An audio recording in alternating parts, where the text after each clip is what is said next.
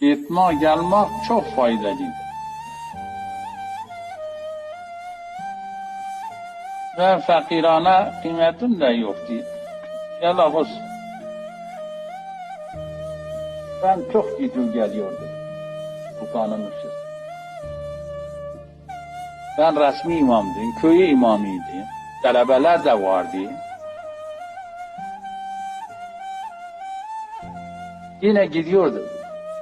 Yani vallahi alem 10 günde bir, 15 günde bir, 20 günde bir ayda bir, yani ayda geçmiyor.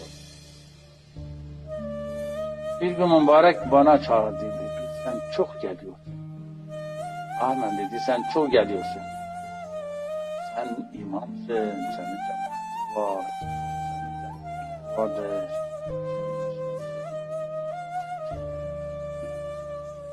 Subhanallah, ele kalbime bir korku geldi. Seyda dese gelmese ben nasıl idare edeyim? Valla ben idare etmem. Etme gel. Ele durdu.